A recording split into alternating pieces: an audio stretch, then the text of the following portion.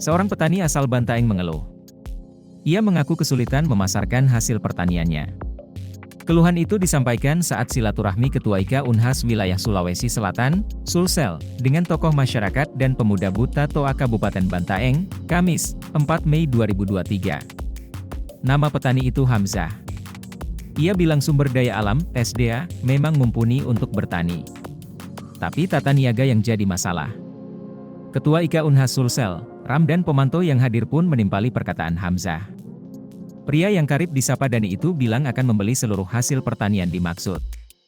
Hal sama, kata dia sudah ia terapkan di Makassar. Di kota Daeng, Dani mengatakan bank sampah di Makassar bisa terus jalan karena demikian.